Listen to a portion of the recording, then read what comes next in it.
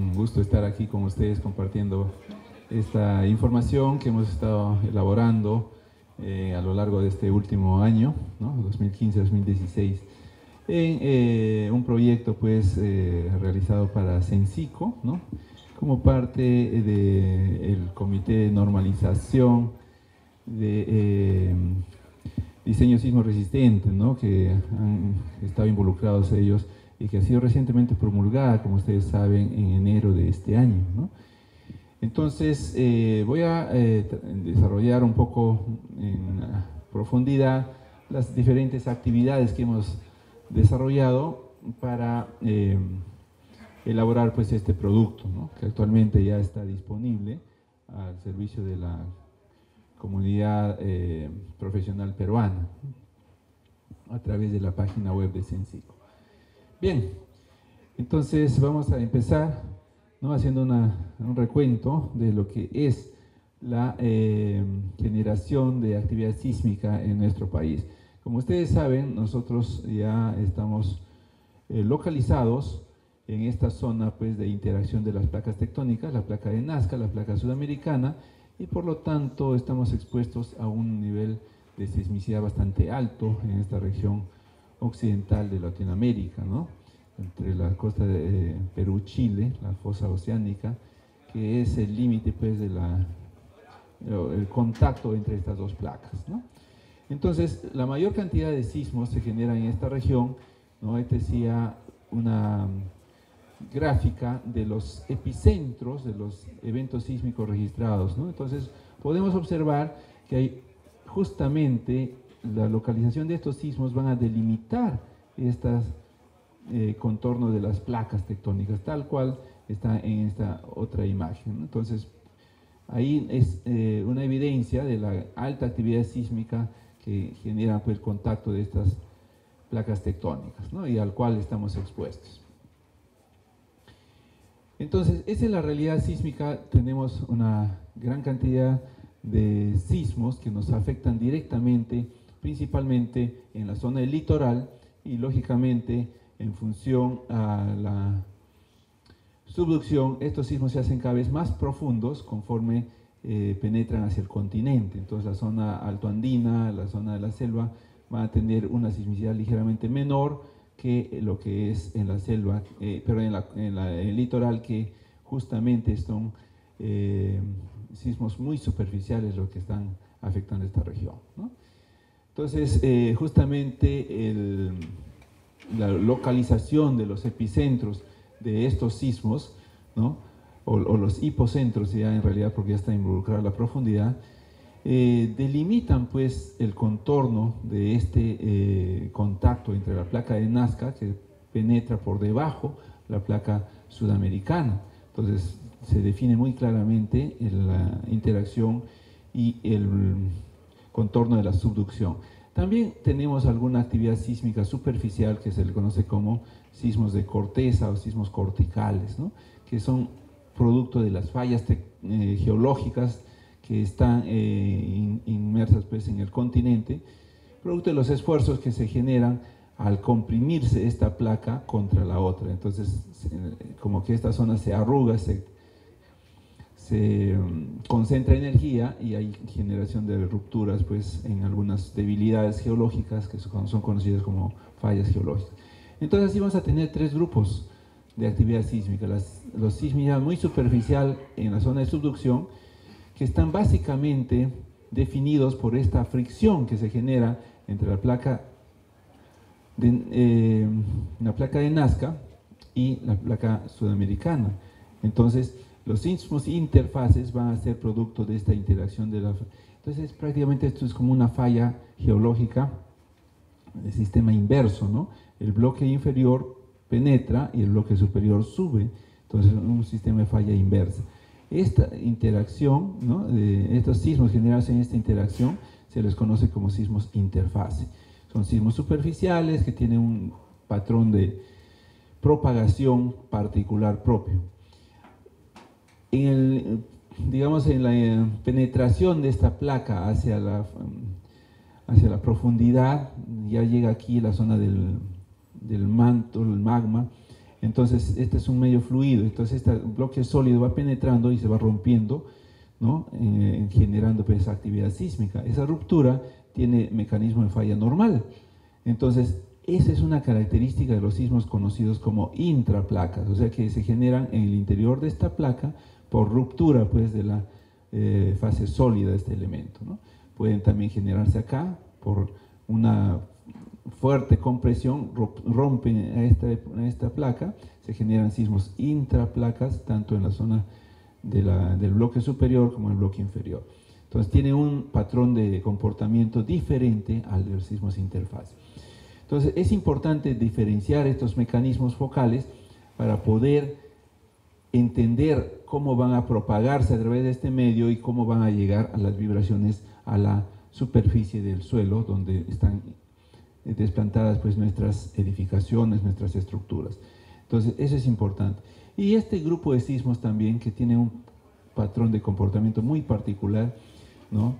Son sismos muy superficiales, ¿no? Que están en promedio en 20 kilómetros, ¿no? De profundidad, que generan pues una alta intensidad de movimiento en la zona próxima a la zona epicentral, pero rápidamente se atenúan conforme viajan pues una distancia desde la fuente, ¿no? Entonces se atenúa muy rápidamente. Esa es la característica de estos sismos continentales. Pero si nosotros tenemos una estructura muy próxima a una falla que se rompe durante un evento sísmico, la intensidad del movimiento es muy grande para esa estructura, ¿no? Entonces, esos son los tipos de movimientos sísmicos a los cuales nos encontramos expuestos. Entonces, en nuestro estudio, en nuestro interés, ¿no? Es identificar cuál es el sacudimiento que va a llegar a un lugar en particular donde vamos a construir nuestra estructura, ¿no? Para saber realmente y diseñar realmente adecuadamente esta estructura contra ese nivel de sacudimiento que se va a dar, ya sea por efectos de un sismo interfase, por un sismo intraplaca o por un sismo continental. Entonces, ¿cómo van a llegar las intensidades de movimiento? ¿Qué tan fuerte van a llegar para un evento en particular con un periodo de retorno ya definido? Y para ese evento vamos a hacer el diseño de nuestra estructura, ¿no? Entonces, el interés de un estudio de peligro sísmico es cuantificar, ¿no? Cuantificar, saber cuál va a ser la intensidad del movimiento que va a afectar nuestra estructura en el lugar que está por construirse, ¿no? Entonces, para poder diseñar de una manera sismo resistente esa estructura. Ese es el interés de un estudio de peligro sísmico. Entonces, ¿en qué consiste? ¿No? Básicamente en cuantificar esa intensidad de movimiento o lo que es conocido pues como la amenaza sísmica. O sea, de acuerdo a la localización de mi estructura y a la configuración sismotectónica que yo tenga en el entorno, vamos a tener una intensidad de movimiento, ¿no es cierto?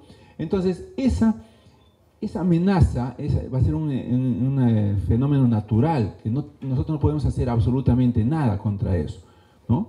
Va a ocurrir sí o sí porque esa es, digamos, la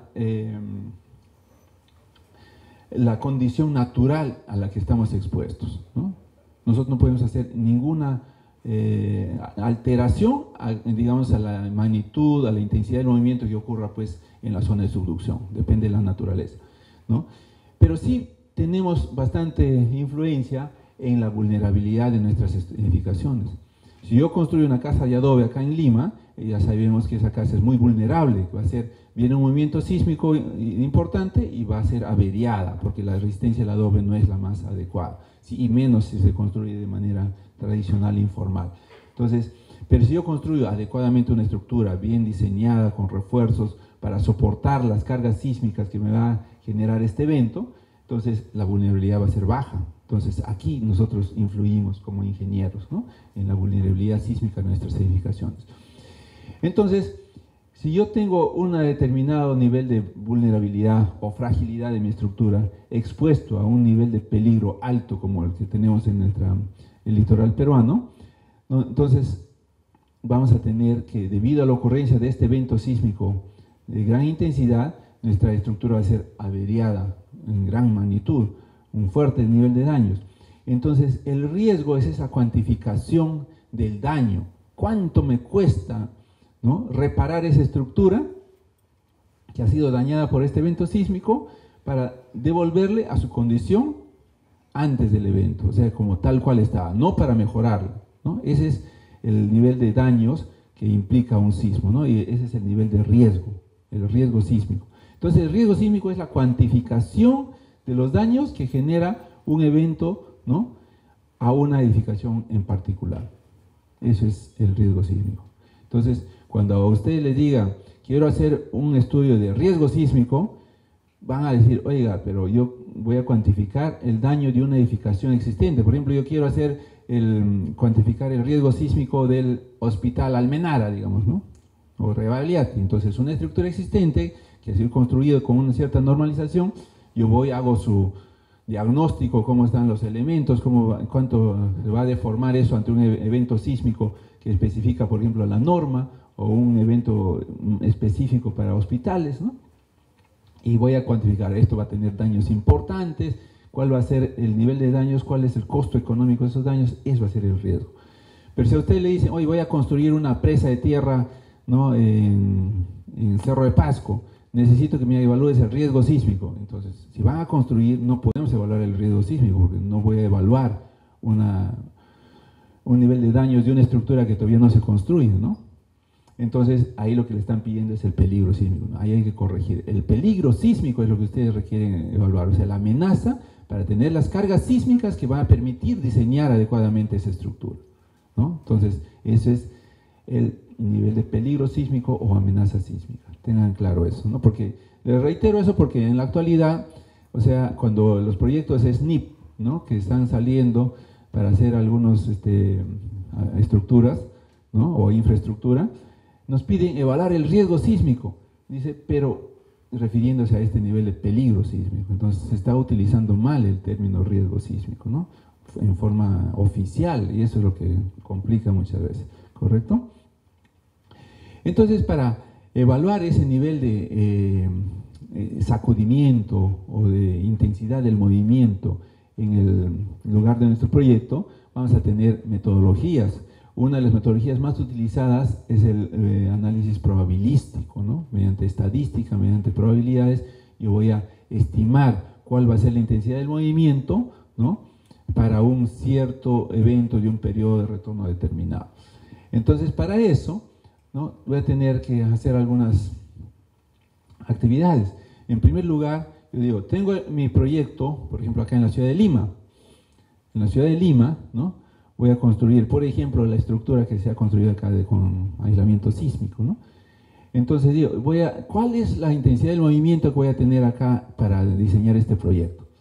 Entonces, yo lo primero que tengo que decir es, como estamos acá en la ciudad de Lima, ¿dónde están las fuentes sismogénicas?, ¿no? Voy a tener que identificarlas. Tengo pues la zona de subducción, ¿no?, en interacción de la placa de Nazca con la sudamericana acá en el litoral. Estamos muy próximos a la zona del litoral, entonces me va a afectar esos sismos de subducción interfase, me van a afectar sismos de subducción intraplacas que están debajo ya del continente, que vienen, por ejemplo, desde una cierta distancia desde el interior del continente, y posiblemente alguna falla geológica que podría haber acá que puede ser activa. Entonces, identifico esas fallas y luego tengo que definir sus características, ¿no? Por ejemplo, ¿cuál es la magnitud máxima del evento sísmico que va a generarse en esa fuente?, ¿no? ¿Cuál es la frecuencia anual con la que ocurren los eventos sísmicos?, ¿no? Toda esa información, ¿a qué distancia ocurren desde mi lugar de interés?, ¿no? Entonces, todo eso es caracterización de la fuente sísmica, ¿no? Entonces, como segundo paso ya, yo voy a hacer la estadística. Tengo toda esa información, los sismos que están asociados a esas fuentes, ¿no?, identificadas, y hago mi estadística y digo, ¿cuántos sismos se están registrando en esta zona? ¿Cuántas su número de sismos, o sea, la tasa anual de ocurrencia de eventos sísmicos, su recurrencia para ver las magnitudes en función del número de sismos, etcétera, ¿no? Y con eso yo ya tengo identificada toda la información sismológica, ¿no?, de la sección, de la región. Y luego tengo que decir, si ocurre un movimiento sísmico de magnitud 8, por ejemplo, en el litoral peruano, a 50 kilómetros de distancia desde este lugar, ¿qué intensidad del movimiento va a llegar acá?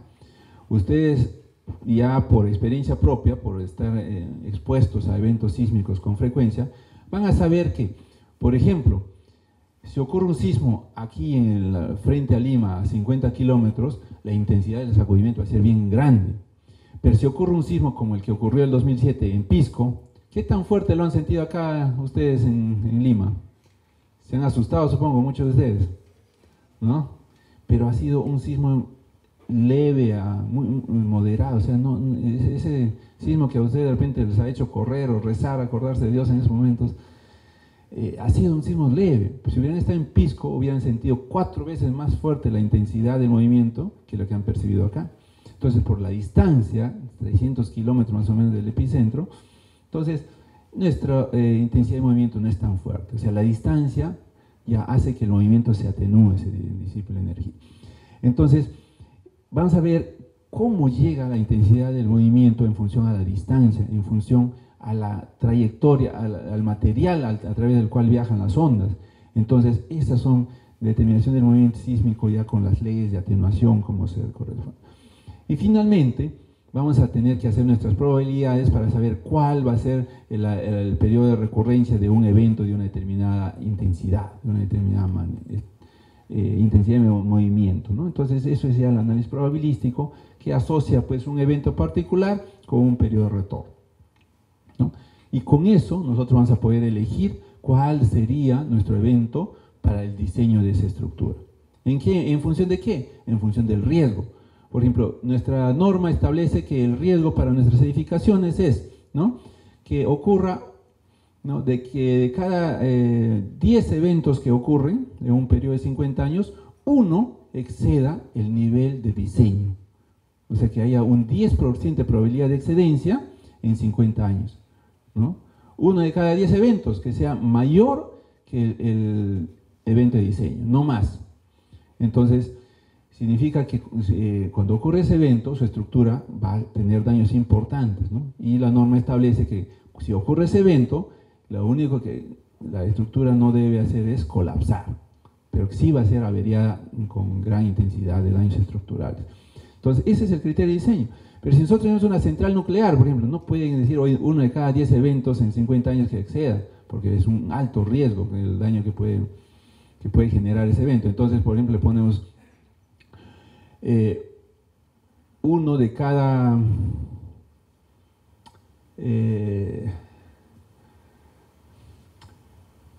es un periodo de retorno de 10.000 años, no sé si de 10.000 años, o sea, un evento que tiene un periodo de retorno de 10.000 años, no me acuerdo si es uno de cada 100, ¿no?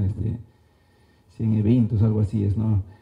Entonces, eso es, ¿no? En función del riesgo, ustedes van a elegir el evento de diseño. Entonces, con eso vamos a tener ya nuestro evento característico y vamos a poder ver cuál va a ser la intensidad del movimiento a la cual vamos a diseñar, ¿no? Entonces, en forma gráfica es esto, ¿no? Yo tengo una fuente que es la subducción, una falla, una zona puntual que puede ser un nido sísmico, ¿no? Entonces, identificamos las fuentes en el entorno del sitio de interés, ¿no? Y hacemos ya su caracterización, la magnitud máxima, la magnitud mínima, la tasa, la recurrencia, ¿no? Y con eso, con las leyes de atenuación, ¿no?, vamos a saber en función de la distancia cuál va a ser la aceleración esperada del movimiento en mi lugar de interés, ¿no?, en función de las distancias de las fuentes al sitio de interés. Y finalmente, pues, estas curvas de probabilidad de excedencia anual para saber cuál va a ser el periodo de retorno de un evento en particular, o en viceversa, para un evento en particular, cuál es, ¿no?, ese periodo de retorno, ¿no? Por cualquiera de las dos formas podemos identificar un evento específico, ¿no? Entonces, eso es lo que hacemos en un análisis probabilístico, ¿no? Y así obtenemos el evento de diseño. Justamente en función de las normas, ¿no?, vamos a poder evaluar este riesgo, ¿no? Riesgo es digamos, la probabilidad de que nosotros tengamos un evento superior a nuestro evento de diseño. La norma de diseño sismo resistente, la E030, la peruana, que ha sido recientemente aprobada, establece que nosotros podemos asumir un riesgo de 10% de probabilidad de excedencia en un periodo de 50 años. O sea, la vida útil de mi estructura es 50 años. En esos 50 años, ¿no?, 10% de los sismos que ocurren pueden superar este valor de aceleración de diseño o parámetro de diseño sismo resistente, ¿no? Entonces, si yo hago con esta ecuación de riesgo, calculo 50 años por acá y 10% acá, este periodo de retorno me va a dar 475 años, ¿no? Esta es una ecuación de riesgo. O sea, si ustedes quieren saber la probabilidad de ganarse una lotería, pueden correr también su ecuación acá y van a ver qué tanto probable es que se saquen la lotería, ¿no? Igualmente, acá, ¿no?, la norma americana, la norma actual americana establece, en vez de 10%, 2% en 50 años. El periodo de retorno de este evento se va a 2.500 años, 2.475 años, ¿no? Pero la aceleración de diseño lo evalúa para 2/3 ese valor. Entonces, al reducir 2/3 el valor de 2.500 años, entonces regresamos básicamente a un evento similar a este evento de 475 años. O sea, nosotros acá en el Perú hemos hecho un análisis. ¿Por qué ellos hacen eso, no? ¿Por qué dicen, hoy voy a tomar un sismo de 2.500 años, que es el sismo máximo considerado, y para mi sismo de diseño voy a reducir esa aceleración a 2/3? ¿Por qué hacen eso? Porque ellos tienen un país sumamente ancho y la costa oeste tiene una alta actividad sísmica, como la nuestra. Pero la costa este tiene muy baja actividad sísmica, pero sí ocurren sismos grandes. Lo que pasa es que ahí ocurren sismos grandes, pero de muy baja recurrencia. O sea, cada cierto número de años aparece un sismo que les asusta, les golpea, pero no es frecuente. En cambio, en la costa oeste, o como en nuestro litoral, frecuentemente ocurren sismos de gran magnitud, ¿no?, que generan daños. Entonces, para homogenizar ese criterio de diseño sismo resistente, tanto en la costa este como en la costa oeste, ellos han tomado un evento de periodo bastante largo, 2.500 años, y luego le reducen a la intensidad de movimiento de la costa oeste, que más o menos un evento de diseño corresponde a este 475 años de periodo de retorno. Entonces, lo que están haciendo es mantener el nivel de diseño a un valor razonable en la costa oeste, y en la costa este lo levantan el nivel de diseño, porque no hay sismos tan frecuentes allá, entonces para que sea homogéneo en todo el país. En nuestro país, yo he hecho, como mediante una tesis, hemos hecho el ejercicio de ver qué pasa si nosotros utilizamos un sismo de 475 años y el sismo de 2.500 años, y ver si al reducir el sismo de 2.500 años resulta mayor la sismicidad que este evento. Y no, el error es entre 2 y 5%, ¿no?, con respecto a este evento. Entonces nosotros consideramos que nuestra norma considera adecuadamente el peligro sísmico en el país. Entonces mantenemos este nivel de evento de diseño de 475 años, ¿no? Entonces, por ejemplo, la norma AASHTO para puentes establece 7% en 75 años, o sea, un evento de 1.030 años de periodo de retorno, o sea, ligeramente mayor el evento de diseño para puentes que para edificaciones, ¿no? Para presas de tierra, el nivel de riesgo, ¿no? Hay una norma de la ICOL, del Comité de Grandes Presas, Comité Internacional de Grandes Presas, que establece que los eventos de diseño pueden ser de 3.000 años, ¿no?, de 5.000 años y 10.000 años, dependiendo del riesgo que estas estructuras representen. Por ejemplo, si yo tengo una presa en aguas arriba de una ciudad, esa rotura, esa presa puede inundar y lavar la ciudad, entonces es de alto riesgo, ¿no? Entonces esa presa debe ser diseñada, por ejemplo, para un evento de 10.000 años de periodo de retorno, ¿no? Y si yo tengo una presa en un lugar remoto, ¿no?, en la cordillera, donde las poblaciones no están muy próximas a esa presa, se rompe esa presa, podrá generar una avalancha, ¿no?, una inundación aguas abajo, pero que no va a afectar mucho a la población. Entonces le bajo el nivel de riesgo, entonces diseño, dependiendo ya de la envergadura de la presa, para eventos de 5.000 años, o de 3.000 años, o hasta de 1.000 años puede hacerse, ¿no?, dependiendo del riesgo. Entonces esto es lo que nosotros tenemos que seleccionar. ¿Cuál es el evento de diseño? Y en función de esto, saber cuál es la aceleración que corresponde a un evento de 475 años, ¿no? Y para eso, con esta curva de probabilidad de excedencia, le digo ya, probabilidad de excedencia anual es 1 entre el periodo de retorno, o sea, 1 entre 500 años. Vengo por acá y saco la aceleración que le corresponde al evento de diseño. Esa va a ser la aceleración que voy a utilizar en el diseño de mi edificación, ¿no? Entonces, eso es el análisis probabilístico, bastante sencillo, digamos, ¿no? Entonces, vamos a ver, pues, cómo se ha aplicado esta metodología al Perú, ¿no? Entonces, lo primero que tenemos que hacer es buscar una información de la sismicidad de la región. Entonces, buscamos los catálogos sísmicos. Catálogos sísmicos son la información donde se compila toda la información de ocurrencia de eventos sísmicos, las fechas, la localización, digamos, las intensidades de movimiento, si han habido registros, etcétera. Toda esa información, ¿no? Entonces, hay información histórica y hay información instrumental. La información histórica es, pues, desde las crónicas que han venido narrando los conquistadores hasta nuestra fecha. Entonces tenemos registros sísmicos desde el año 1534 en adelante, ¿no? Que se han ido compilando, y uno de los que ha compilado esta información bastante importante en el Perú es Silgado, ¿no? Entonces el doctor Silgado tiene una serie de publicaciones que han hecho una compilación de la sismicidad histórica en el Perú, ¿no? Y a partir del año ya 1900, se comienza a instrumentar, a tener ya equipos que miden los eventos sísmicos.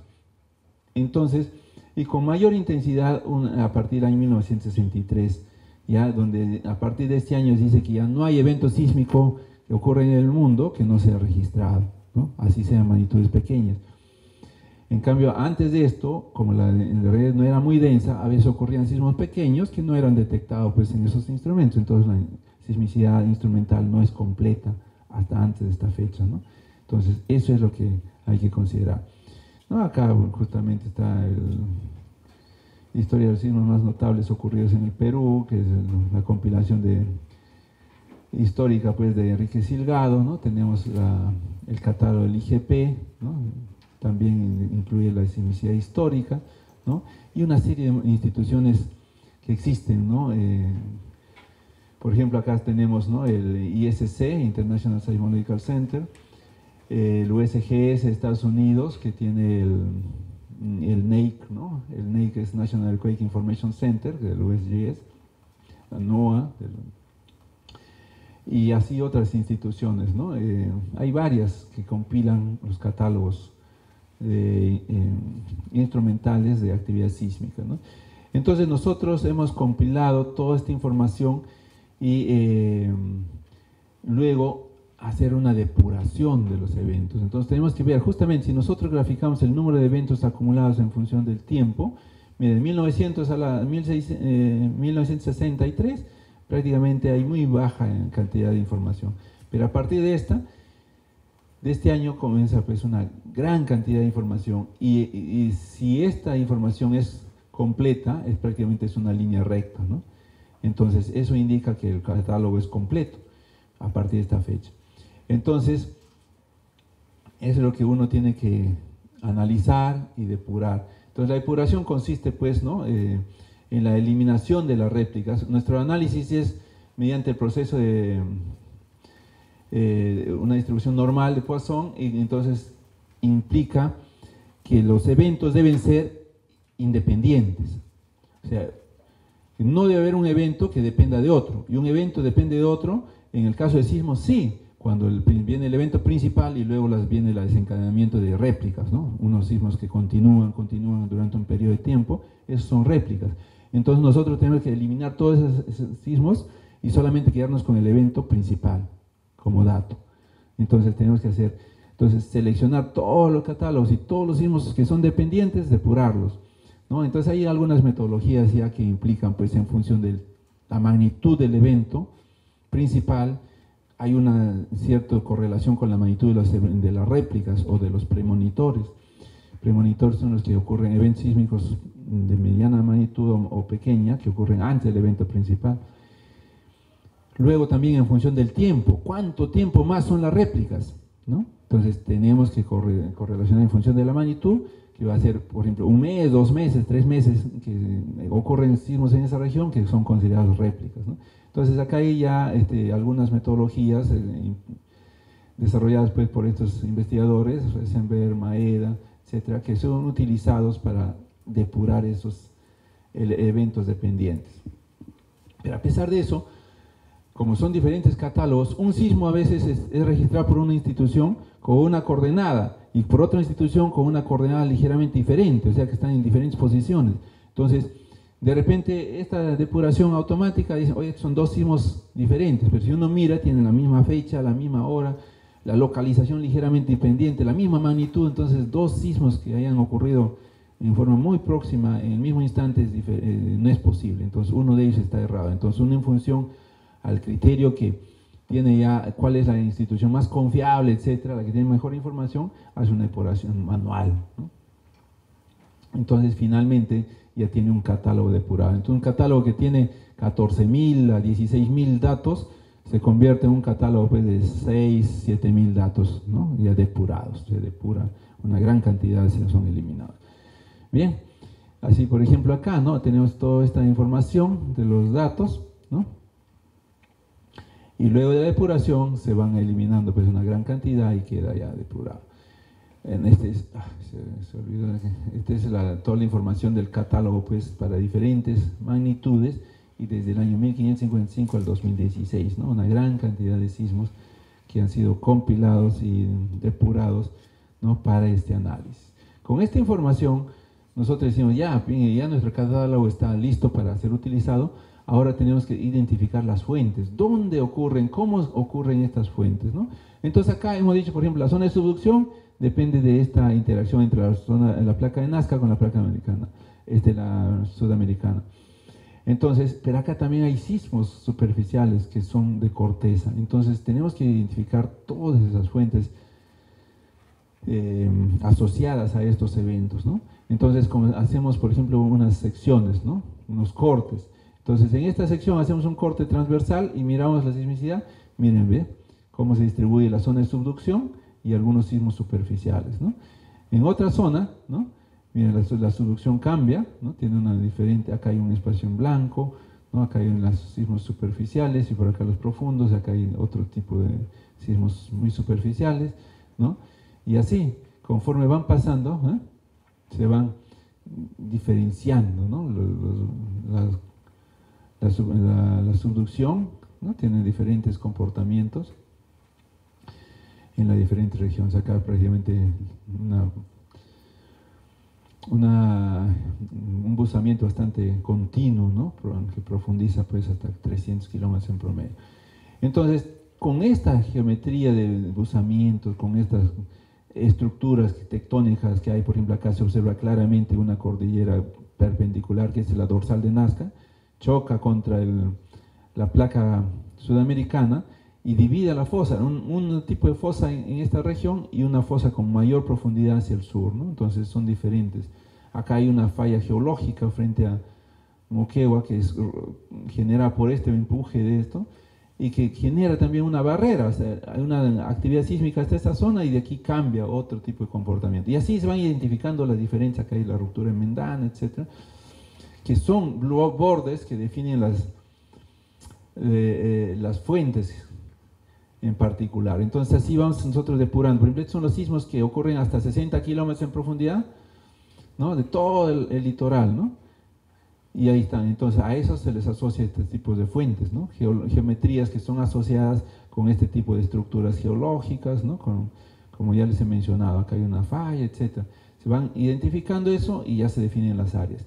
Y esas áreas hay que ya tomarlas como una fuente, ¿no? Un volumen, que en la zona, por ejemplo, en estos bordes, está un promedio hasta 25 kilómetros y en el otro borde hasta 60 kilómetros en promedio. O sea, una sección, un paralelepípedo ahí, ¿no? Entonces, ese tipo de información se va depurando. Estas son para las zonas que están buscando mayor profundidad, la zona de subducción, que son intraplacas, ¿no? sismos intraplacas, las zonas de fuentes intraplacas, que están, como le dije, ya la ruptura de la propia placa. Y finalmente las de corteza, ¿no? Estos son sismos muy superficiales, que son asociados a fallas geológicas, y estas son el número de fuentes. Entonces, todas estas fuentes han sido revisadas en este último trabajo. Anteriormente se tenían 20 fuentes, actualmente ya se tienen hasta 29 fuentes, que han sido ampliadas pues, de acuerdo al incremento de la actividad sísmica. Muchas fuentes que nosotros hemos asumido que no son, no pueden ser asociadas y se les considera como una sismicidad de fondo, ahora se les ha asociado ya un volumen en particular, por eso se han incrementado el número de fuentes, ¿no? Luego tenemos que todo este volumen, seleccionar los sismos que caen dentro de esa sección y hacer un análisis estadístico, pues, ¿no? Para poder definir sus parámetros, ¿no? Entonces hacemos un análisis de recurrencia sísmica, ¿no? Y definimos cuál es esa sismicidad característica de cada una de las fuentes. Entonces acá hacemos ya un análisis de completitud del catálogo para cada una de esas fuentes, considerando rango de magnitudes. Para sismos menores iguales a 5 de magnitud, el catálogo es completo desde 1964. Pero para sismos de magnitud 8, por ejemplo, se considera que el catálogo es completo desde 1555, fecha en que se inician los registros sísmicos en el Perú. ¿Por qué? Porque los eventos sísmicos grandes sí han sido registrados. Por ejemplo, la destrucción de la ciudad de Arequipa en el año 1868, por ejemplo, ¿no?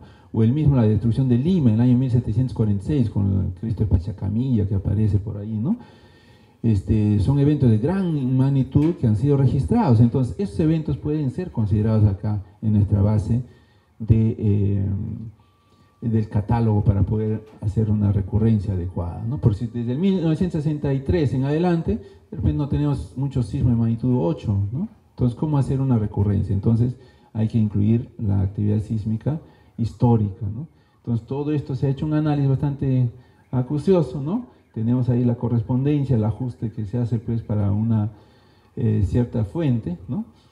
Y con eso se obtienen los parámetros de cada una de ellas, ¿no? Las fuentes de magnitud mínima a la cual se considera completo el catálogo, la magnitud máxima que es asociada a esa fuente y el parámetro beta que define la sismicidad y la tasa, el número de sismos por año que se registran pues en esas fuentes, ¿no? Este es para la zona de interfase, para la zona de intraplaca igualmente, ¿no? Las diferentes fuentes y con sus parámetros y los sismos continentales, ¿no?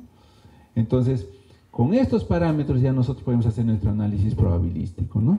Esta es una base previa de todo el trabajo desarrollado para tener esa información y poder hacer nuestro análisis probabilístico. Luego tenemos que definir las leyes que van a permitir, ¿no?, identificar cuando ocurre un evento sísmico en esa fuente, a una cierta distancia de mi lugar de interés, ¿no?, con qué intensidad de movimiento va a llegar esa vibración a la zona de estudio. Entonces pongo a 100 kilómetros, de acuerdo a la magnitud, va a tener una intensidad de movimiento, ¿no? Mientras más grande la magnitud, más grande es la vibración, más fuerte la vibración. Entonces acá convencionalmente se ha ido utilizando la ley de Young hasta hace unos años atrás. Actualmente han salido muchas leyes revisadas, la McBerry, la de SAO, la BC Hydro, que es una ley de Hanson recientemente, está muy utilizada en el medio, y todas estas son para sismos de subducción, interfase e intraplaca, y esto es para los sismos continentales, ¿no?, de fallas geológicas. Esas son una de las leyes que se han utilizado acá en el análisis, ¿no? Y también decir, si yo tengo mi lugar de interés que está sobre roca, va a tener un tipo de vibración. Si tengo sobre suelo rígido, va a tener otro tipo de vibración.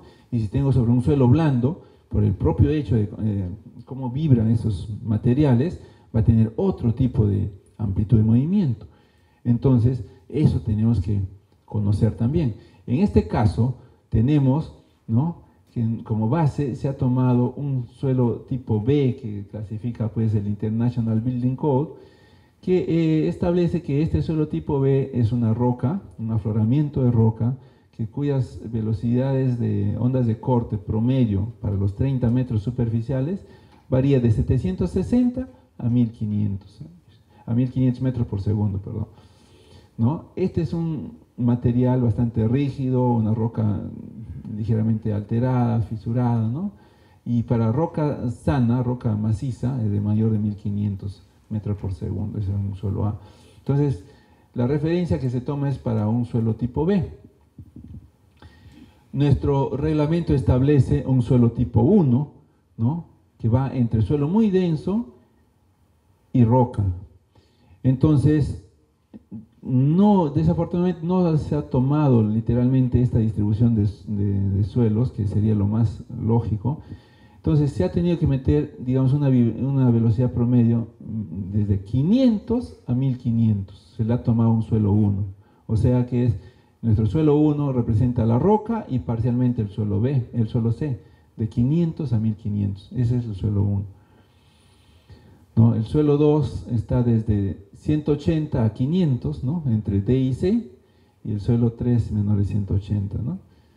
Entonces, eso está clasificando el suelo, la norma vigente, actual, ¿no? Pero nosotros, como no podemos subdividir estos grupos, hemos tomado como referencia la roca, el suelo tipo B, con velocidades de ondas de corte mayores a 760, ¿no? Esa es la referencia que hemos tomado para este estudio. Entonces, ya para hacer el análisis de peligro sísmico probabilístico, tenemos ya el programa de cómputo CRISIS, ¿no?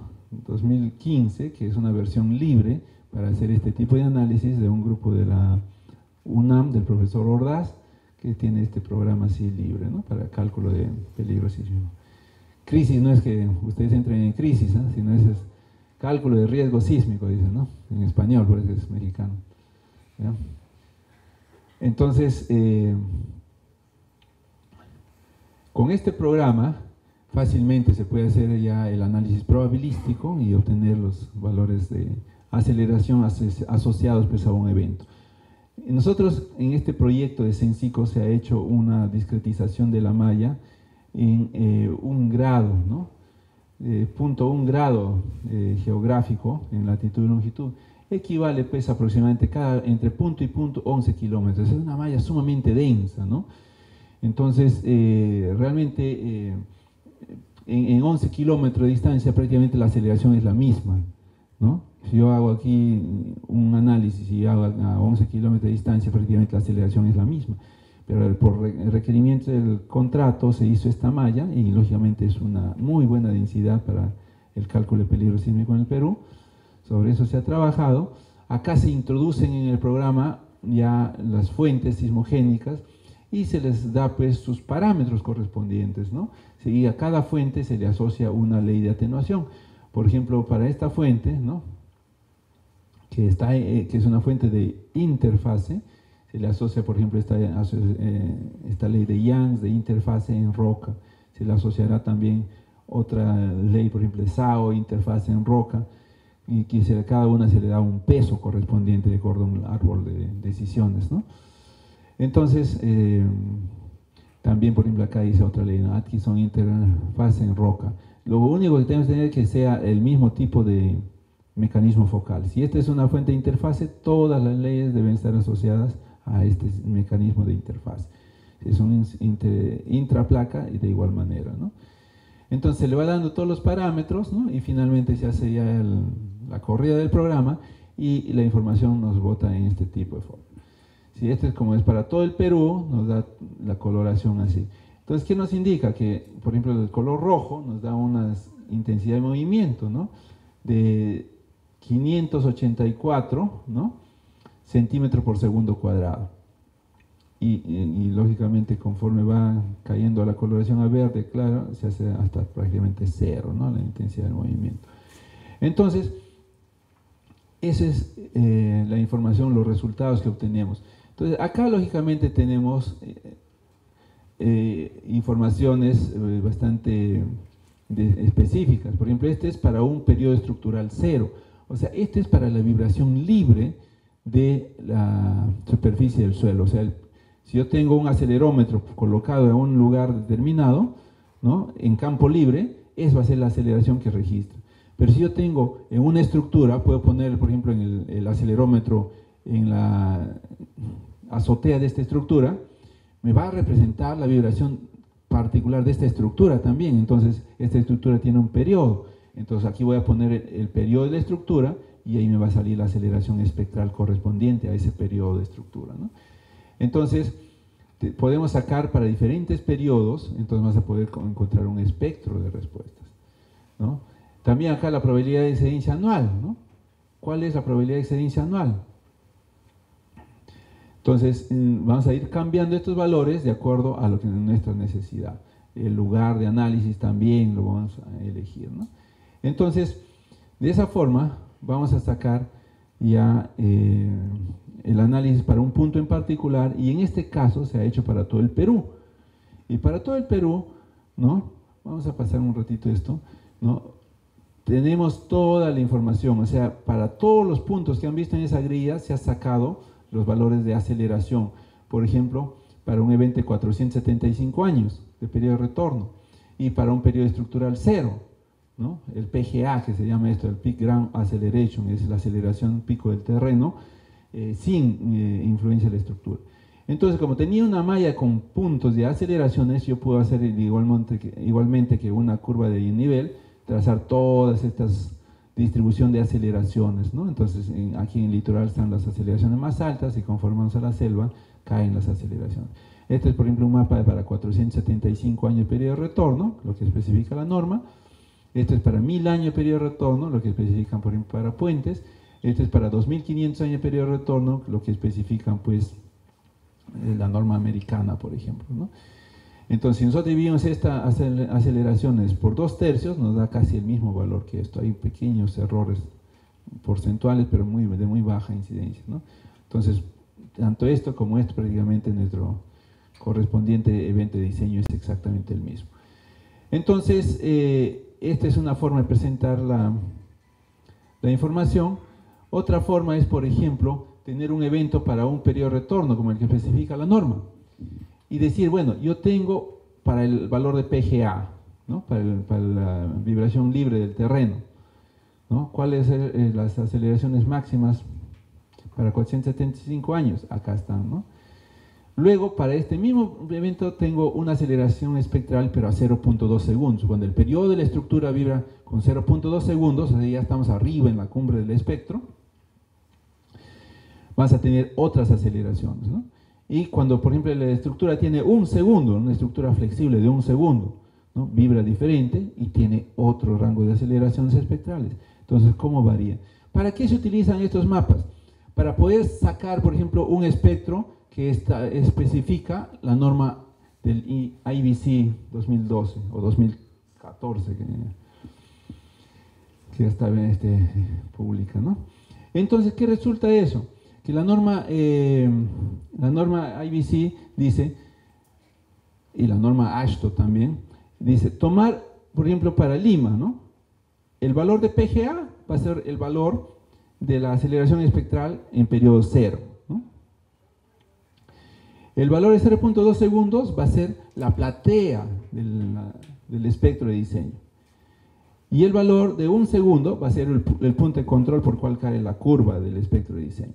Entonces, con estos 3 mapas, uno puede sacar un espectro de diseño genérico según la norma IBC. De la misma manera, se hace también para puentes. Por ejemplo, el manual de diseño de puentes, que ha sido publicado también este año recientemente por el Ministerio de Transportes, también tiene estos 3 mapas, pero para un evento de 1000 años, porque para puentes, como le dije, el AASHTO establece 1000 años. Entonces tiene este mapa de periodo 0 para 1000 años, de 0.2 para 1000 años y de 1 segundo. Entonces ahora, para estudio de puentes, que no son importantes, de aquí de estos mapas pueden sacarse las aceleraciones o el espectro de diseño correspondiente para esa estructura, en cualquier punto del país. La misma configuración de mapas así presentada para el MTC con 1000 años de periodo de retorno, ¿no? Entonces tenemos esa posibilidad. Entonces, esas son las formas de presentación de esta información, ¿no?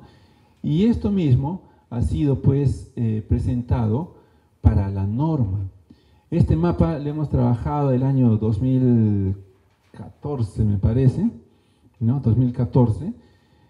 Y por nuestro lado hemos hecho un trabajo y por el lado del IGP también ha hecho otro trabajo y hemos llegado a un consenso de definir estas nuevas zonas sísmicas para el Perú, ¿no? Para el Perú ahora se establecen 4 zonas sísmicas, anteriormente eran solamente 3, ¿no? Lo vamos a ver más adelante. Y ahora dice, la norma, la zona 4 establece una aceleración pico de 0.45, perdón. Para la zona 3, 0.35, para la zona 2, 0.25 y para acá 0.15, ¿no? Y esta es la zona 3, también una zona de alta actividad sísmica en el Alto Mayo.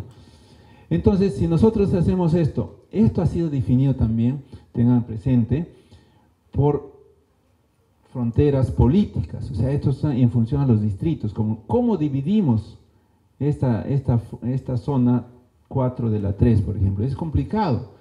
Si lo pasamos por medio de un distrito, ya que es parcialmente un distrito va a tener una zona y el otro lado, ¿no? Entonces se convino en hacerle la definición política del distrito, por eso que hay algunos puntos por acá que ingresan, porque esta es una definición geográfica, política, ¿no?, del distrito.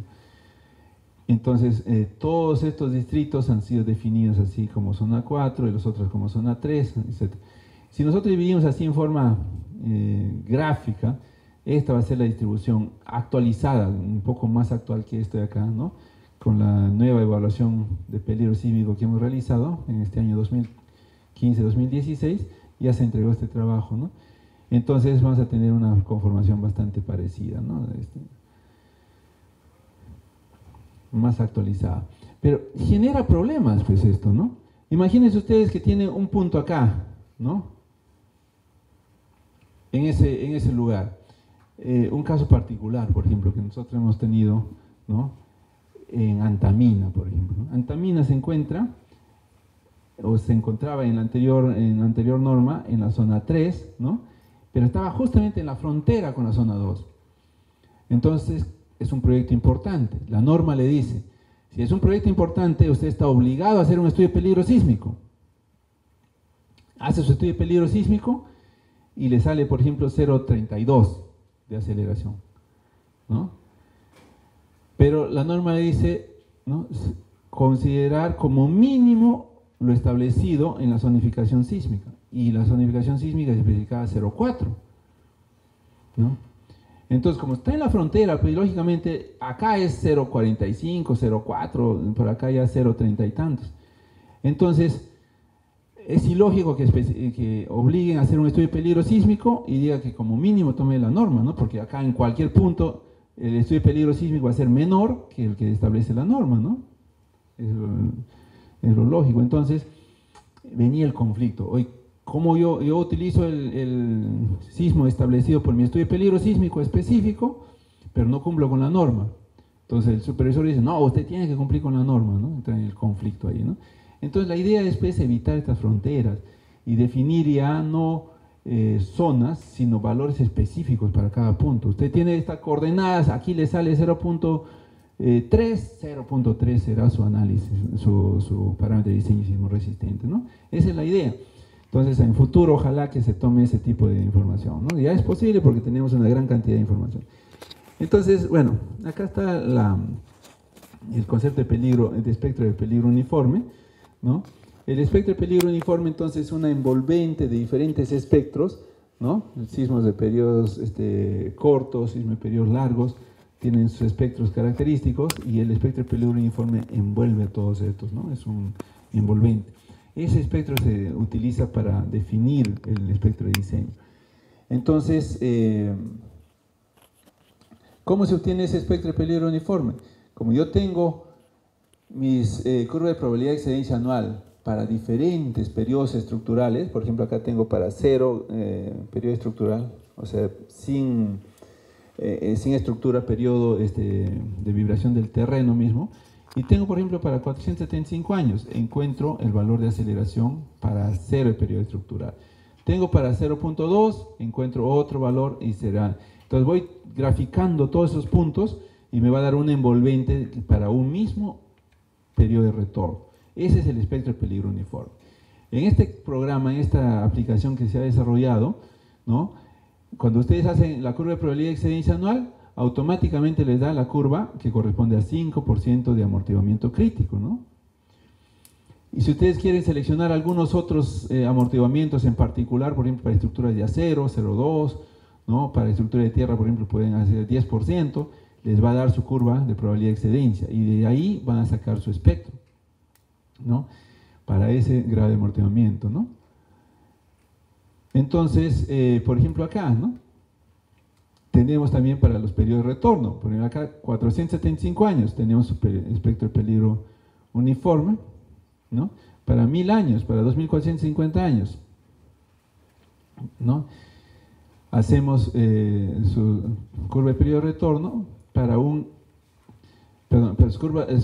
espectro de peligro uniforme para un periodo de retorno en particular, ¿no? Aquí está para 100 años que le sale, para 475 años, para 1000 años, 2500 años, así, ¿no? Entonces, dependiendo del evento, ustedes pueden sacar su espectro de peligro uniforme, ¿no? Entonces, acá hay una secuencia de las normas, ¿no? La norma de diseño sismo resistente, ¿no? Tiene, pues, o sea, una de las primeras normas fue del año 1970, ¿no? A raíz del terremoto de Chimbote, ¿no? Allá en Ancash, ya estamos un poquito tarde, vamos a terminar. Apareció la primera norma y estas normas se pusieron así un poco, ¿no? De acuerdo a la percepción de alta actividad sísmica en la zona sur, la zona 2 y la zona 3 esto, ¿no? Y se tomaron básicamente los parámetros de diseño de sismo resistente de la norma americana, la 0,4 para la zona de más alta actividad, 0,3, 0,2, ¿no? Posteriormente se hace una revisión en el año 77 y ahí se definen unas zonas un poquito más acordes a la sismicidad del país, ¿no? Eso, ¿no? Y siempre con algunos criterios, pues, de definiciones, ¿no? Entonces, no consideran los factores de amplificación, etcétera, ¿no? En el año 97, luego ya del sismo de Nazca, en el año 1996 hubo el sismo de Nazca y vieron que la norma no cumplía, pues, los requerimientos mínimos para garantizar la seguridad de las estructuras, se definió una nueva norma en la cual ya inclusive se cambia la zonificación, zona 1 la menor sismicidad, zona 2 y la zona 3 la más alta sismicidad, y acá se proponen unos coeficientes ya bastante exigentes para la rigidización de la estructura, ¿no? Esta norma, ¿no?, es revisada el año 2003 a raíz de que el año 2001 hubo un sismo en Moquegua, Arequipa, ¿no? Y en ese lugar resulta que las estructuras que habían sido diseñadas acorde con la norma del 97 se habían comportado muy bien, inclusive exageradamente ya exigente el diseño, entonces se flexibilizó un poquito con esta revisión, ¿no?, de la norma del 2003, ¿no? Y finalmente ya con esta nueva revisión del año 2016 se definen, pues, estas 4 zonas que ya les he mencionado, ¿no? Y donde se especifica, ¿no?, que para la zona 4 es el valor de 0,45 G. Actualmente, hace poco hemos estado viajando a Ecuador por el terremoto que ha habido ahí, y ahí la norma establece que para el litoral 0,5 en roca, ¿no? Entonces, pero en cuanto a peligro sísmico, quizás están ligeramente altos, pero los daños que se han visto no implica solamente el problema de peligro sísmico, ¿no? Sino también hay otras cosas, ¿no? Esto, ¿no?, el cortante que establece, pues, para el diseño, ¿no? Entonces, ellos, por ejemplo, están generando una distorsión de, me parece, 2%, o sea, una estructura ligeramente flexible. Entonces, las edificaciones altas han tenido problemas. Estructuralmente todo está bien, no hay problemas en las columnas, en las vigas, pero todos los elementos estructurales, la tabiquería está colapsada, agrietada, ¿no? Es un poco por la flexibilización que le da. Entonces acá, del mapa de zonificación sísmica del Perú se establece, pues, el valor Z, que es el factor de zona. Acá también hay un efecto que se está dando en función de la ubicación del proyecto, ¿no?, por estas 4 zonas. Acá hay un error, ¿no? Zona 4, 3, 2, 1 debió ser, ¿no? Entonces, el uso, que depende de la importancia de la estructura, ¿no?, que puede ser una alta importancia, la A es 1.5, la B es 1.3 y la C es 1, ¿no?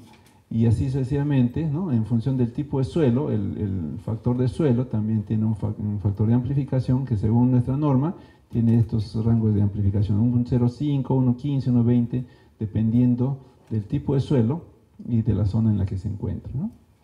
Considera también un poco eso, el problema de degradación del suelo en función a la rigidez. Entonces, este concepto recientemente se incluye en esta norma, ¿no? La anterior era 1.2, 1.4 para suelo 1 y 2 en cualquiera de las zonas del Perú. Entonces, con estas ya podemos tener nuestro espectro de diseño y el cortante que establece las estructuras, ¿no? Este es el espectro genérico que establece la norma para un suelo 1, ¿no? De acuerdo pues a esta zonificación sísmica, ¿no? Ahí está cómo se genera la platea, ¿no? La curva de caída hasta el periodo largo, y de 2.5 para abajo ya es el siguiente. Y esto es en función, por ejemplo, de la ciudad de Chimbote, considerando un suelo 1, un suelo 2 y un suelo 3, dependiendo pues de la zona, en este caso, la zona 4. Como ven ustedes, miren cómo incrementa la aceleración espectral en periodos largos, importante. Eso yo creo que es algo bastante bueno, porque en estas zonas los periodos largos son importantes de acuerdo al tipo de suelo. La rigidez del suelo es menor, las amplitudes de movimiento es mayor en estas zonas, ¿no? Entonces eso está incluyendo en esta norma con mejor criterio, ¿no? Bueno, y así, esta es por ejemplo la norma IBC, como les decía, ¿no? Tiene referencia el periodo estructural 0, ¿no? Para el PGA que les decía que sale del primer mapa. Para el segundo mapa toma la aceleración a 0.2 segundos y tiene una platea, y esta platea tiene sus bordes de acuerdo a una relación que está establecida ya, y luego tiene esta caída hasta el periodo, y pasa por el evento de 1 segundo. Entonces ustedes tienen un punto de control acá, saben su curva, y en periodos largos cambia esta curvatura también. Entonces esa es la forma de construir el espectro de diseño genérico para la norma IBC y para la norma AASHTO también de la misma manera, ¿no? Entonces, y aquí comparamos pues los diferentes espectros que se generan ya con este programa. Se pueden generar cualquier tipo de espectro. Acá por ejemplo la norma de 030-2006, la de 030-2016, el IBC 2012, dependiendo también del tipo de suelo, en suelo 1 en roca, suelo 2, ¿no? Suelo firme, suelo 3, suelo blando, ¿no? Y podemos también generar acá el espectro de peligro uniforme 475 años para tener una referencia de cómo van conforme las normas, ¿no?